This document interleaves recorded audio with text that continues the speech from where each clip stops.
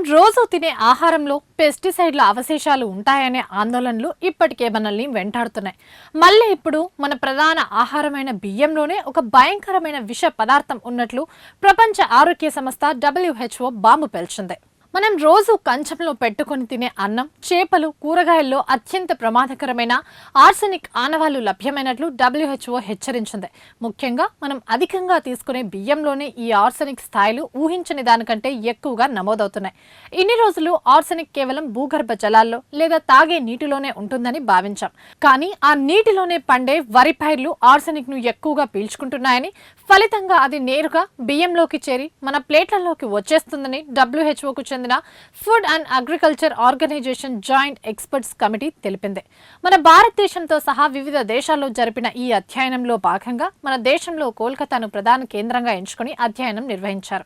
అసలు ఈ ఆర్సెనిక్ శరీరంలోకి చేరితే ఏమవుతుంది?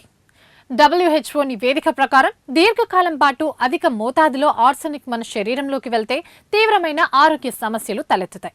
గుండె జబ్బుల ప్రమాదం పెరుగుతుంది. మూత్రపిండాలు, ఊపిరితిత్తులు దెబ్బతినే అవకాశాలు కూడా ఉన్నాయి. స్కిన్ క్యాన్సర్, గ్యాంగ్రీన్ వంటి అత్యంత ప్రమాదకరమైన చర్మ వ్యాధులు వ్యాపించే ముప్పు కూడా ఉంది.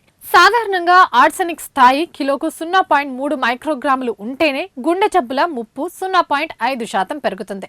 అలాంటిది ఇప్పుడు 1 కిలో బియ్యంలో సగటున 100 నుంచి 112 మైక్రోగ్రాముల వరకు ఆర్సెనిక్ ఉండగా, భారత్లో సగటున 92 నుంచి 94 మైక్రోగ్రాములుగా ఉంది. పిల్లలు రోజువారీ ఆహారంలో 0.5 నుండి 0.8 మైక్రోగ్రాములు, పెద్దలు 0.1 నుండి 0.55 మైక్రోగ్రాములు ఆర్సెనిక్ ను తెలియకుండానే తినేస్తున్నారు. మన శరీరంలోకి వెళ్లే ప్రమాదకరమైన ఇన్ఆర్గానిక్ ఆర్సెనిక్ లో 30 నుండి 70% కేవలం బియ్యం ద్వారానే వెళ్తుండడం గమనార్హం. ముఖ్యంగా గంగా నది పరివాహిక ప్రాంతాలు, కలుషితమైన నదుల కింద పండించే పంటల్లో ఈ అవశేషాలు ఎక్కువగా ఉన్నాయి. పశ్చిమ బెంగాల్లో పెద్దల కంటే పిల్లల శరీరంలోకి ఎక్కువగా ఆర్సెనిక్ చేరుతోంది. మరి ఈ ఆర్సెనిక్ ముప్పు నుంచి మనల్ని మనం ఎలా కాపాడుకోవాలి? దీనికోసం WHO కొన్ని ముఖ్యమైన పరిష్కారాలను, సూచనలు కూడా అందించింది. ముఖ్యంగా వండే పద్ధతిలో మార్పులు చేయాలని కూడా సూచించింది. బియ్యాన్ని వండే ముందు 2-3 సార్లు శుభ్రంగా కడగాలి.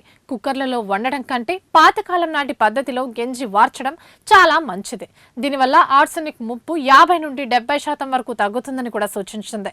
బియ్యం తౌడులో ఆర్సెనిక్ ఎక్కువగా ఉంటుంది కాబట్టి పాలిషింగ్ కొంతవరకు ఉపయోగపడినా పోషకాలు పోకుండా ఉండేందుకు హాట్ వాటర్ ప్రొకోలేషన్ పద్ధతిని వాడాలని కూడా తెలిపింది. వీటితో పాటు వ్యవసాయ పద్ధతిలో కూడా మార్పులు చేయాలని సూచించింది. రైతులు వరి పొలాల్లో ఎల్లప్పుడూ నీటిని నిల్వ ఉంచకుండా ఆల్టర్నేట్ వెట్టింగ్ అండ్ డ్రైయింగ్ పద్ధతిని పాటించాలని, దీంతో బియ్యంలో ఆర్సెనిక్ 50% తగ్గుతుందని వివరించింది. అంతేకాకుండా పొలాల్లో సిలికాన్ ఎరువులను వాడటం ద్వారా వరి పైరు ఆర్సెనిక్ ను పీల్చుకోకుండా అరికట్టవచ్చని కూడా తెలిపింది.